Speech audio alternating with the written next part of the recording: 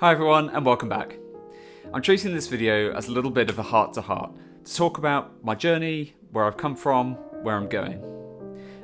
In honesty, it's kind of like a free therapy session for me, like just chatting to the camera, sort of just like talking to a therapist really. Hopefully you'll find some actual value in this. I know that there's a lot of people out there that are struggling mentally, and I think it would be really beneficial to hear other people's perspectives, I suppose. Maybe some of you will relate to this. Maybe you'll get something out of this. I don't know. At the end of the day, I'm not a professional. I'm just a guy. So, you're creeping into adulthood. Maybe you're at school, college, university. Maybe you've just entered the workforce, or perhaps you've been working there for a few years. But the problem is there's something missing. You think, okay, to find that happiness that I'm after, I need to get the next best thing. I need to get that new phone. I need to buy that new iPad. Need to get that, need to get the shiny new car. I need to get that promotion. That sense of importance and prestige that comes with that, that's what's going to make me feel happy. I need to earn more money. I just need to have more money available to me and my stress will just go away. I need to get a bigger house, more room, more space to do things. The reality is, this is what's known as keeping up with the Joneses. It's something that's incredibly common in the West, and everyone is affected by it in some way. I personally fell into this trap from a very young age. Once I finished university, I decided I'm going to go travelling around Japan with two of my best friends. It was an incredible adventure. We were out there for 3 weeks. And when we were in a hotel room in Osaka, after a really heavy night out, I got a call from a company that one of my friends worked for.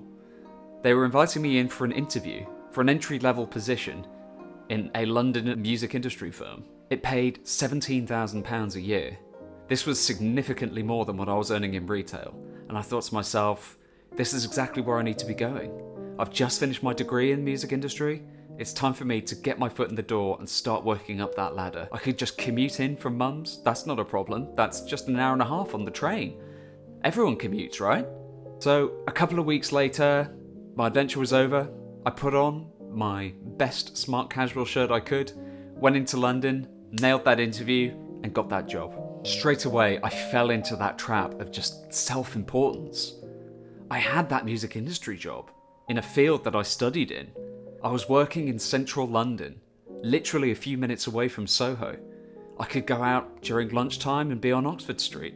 I could go out for a pint at the end of the day with my best friend. It got to December and we all received a token of the company's appreciation, a bonus. I got £500. I'd never been given that kind of an incentive before, and I thought, this is great, I'm living life. This is exactly where I want to be. So I thought to myself, okay, I've just worked really hard in university, I've seen a bit of the world, I've started working really hard. I'm going to buy myself a watch. My stepdad is really into watches, and his passion really sparked an interest for me. So I thought, that's what I want to get first. That's what I want as my sort of crowning jewel, that one thing to reward myself for hard work. I like the idea of a luxury item that would help me look and feel successful. So I went into the watch shop and I bought an Omega Speedmaster for a lot of money. I put down my bonus as a deposit. I had a bit of money on the side as well, so I thought, okay, let's put some money towards that, and I put the rest on credit. It's not a problem. I'll work it off, surely.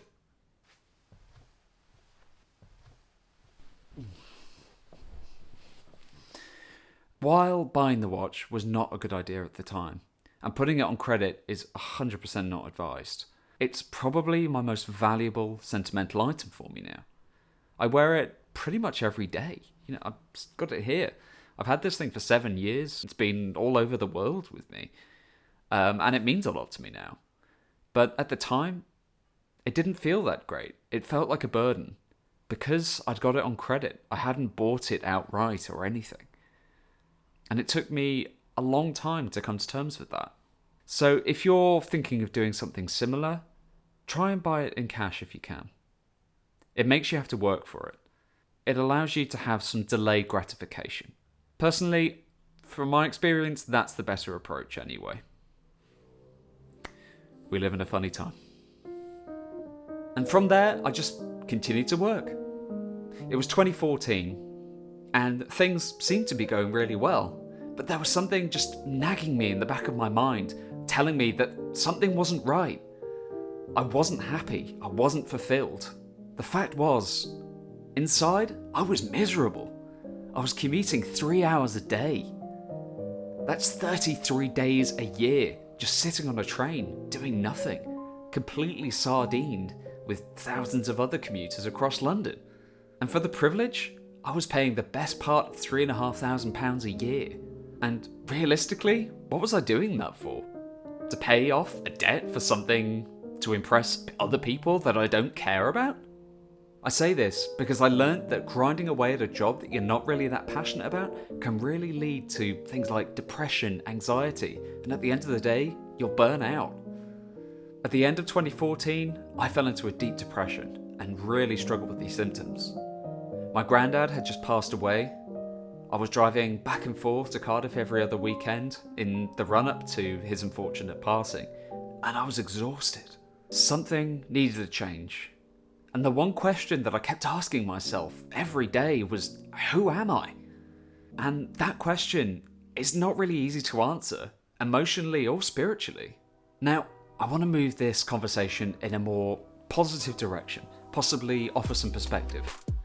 I've been managing my demons now for almost 7 years, and I've kind of got an idea of how to deal with it generally day to day, though there are ups and downs, of course. But at the end of the day, I learned that you just can't give up.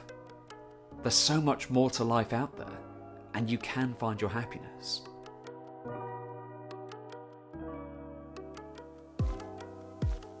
At this point, I really started going down the self-development rabbit hole. I would just ravenously consume any kind of self-development book, YouTube channel, podcast, whatever I could get my hands on. I was just really keen on understanding who I was and try and find some kind of direction in life. I took the steps to move internally within the company, so I was in a much better job in a department that really valued the skills that I could bring. That was 7 years ago now, and while I'm no longer at that company, I have found some effective ways of managing what Winston Churchill would call his black dog. Firstly, exercise is an absolute must. It doesn't have to be anything strenuous. I've really taken to fitness, but even if you're just getting out there and walking every day, that can be enough. Time to do things that you enjoy. You need to set some time to yourself to be able to read, play video games, play guitar, photography, paint, whatever it is that you're interested in. And you sort of need to learn to be a bit selfish about it as well, particularly if you have a family or significant others. Letting them know that your happiness is also important is vital. And the other point really is to make sure that you're not using it as an escapism. Don't let your hobbies dominate your life, because otherwise you lose perspective of them. They stop becoming enjoyable and they become a coping mechanism. Speaking of hobbies, develop skills and things that you're passionate about. Whether that's guitar, whether that's photography, coffee, reading, writing. And if you're into a sport, develop skills in that. Whatever your hobbies are, whatever you enjoy, find something that really sparks that fire in you. If you don't have anything yet, that's totally fine. Don't be afraid to put yourself out there and try new things. Time with family. Now, when I say time with family, I don't mean necessarily sitting on the sofa and scrolling through Instagram and TikTok and that kind of stuff. I mean proper quality time. Put the phones away. Play a board game. Play a card game. Watch a series. Watch a movie. Have a conversation. Even if it's something like a fajita night, it just improves the quality of your relationships immeasurably. Be honest and open with your significant other. You need to be able to tell them when you're not feeling like yourself. Everyone needs support, and bottling it all away just makes it so much worse. And if there are problems in the relationship, being honest about them as early as possible is the best thing you can do, because if you hide it all away, it becomes a poison. And that's one way to break down a relationship and isolate yourself. Time for gratitude. If you're not keeping a gratitude diary yet, maybe start. Just chuck it in every morning. 3 things that you're grateful for every morning can really lend some perspective. Whether you're just grateful for your significant other to share the bed with, you're grateful for the weather, you're grateful for the opportunity to maybe have a day off, or if it's the weekend, grateful to have some time to spend by yourself. Whatever it is, just search for that gratitude and become aware of it. I think the next point is almost the most important. Realize that sometimes you're holding onto baggage from childhood or from a different life. Looking backward isn't going to help you in the present. You can't do anything about that. Going forward, that's where you can make the difference. And to move forward, you have to be able to deal with what happened in the past. You have to be present in the present to be able to plan for the future. It's not easy to confront the past. Believe me, I know. And you may need to go on medication for a while or talk to a therapist. The sooner you can do these things, the sooner and better your quality of life can be. Finally, try not to compare yourself to anyone. As the late, great Teddy Roosevelt once said, comparison is the thief of joy. And he's spot on. Comparing yourself with people on Instagram or Twitter or whatever, man, that's one way to make yourself feel. Curate who you follow. Follow inspiring people. People that make you want to be better and not just compare yourself to them. Anyway, that's my 10p of experience. But at the end of the day, every journey is different. And as I say in pretty much every single video, it feels like you need to experiment with it and see what works for you. If you're currently going through some hardships, just try a couple of things. See how they make you feel. Try starting with a gratitude diary and taking some time for self-care and love. The main thing is to commit to these things. Take control of your situation and don't let your situation control you. You are the architect of your own happiness. I've left a couple of resources in the description below. I know it's incredibly scary to talk to people, but taking that first step is the hardest bit. Once the ball starts rolling, honestly, your life will change for the better.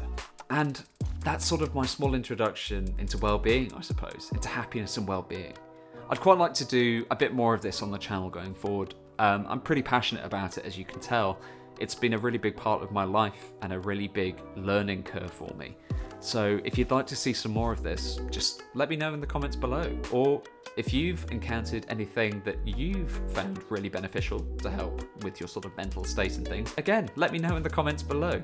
I'd love to try out some of your ideas. If you enjoyed this video, give it a like.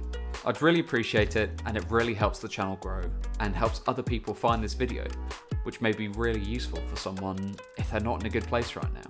If you'd like to see more content from me, please click that subscribe button. I upload a new video every Monday, 9 AM GMT. Until next time, ta-ra.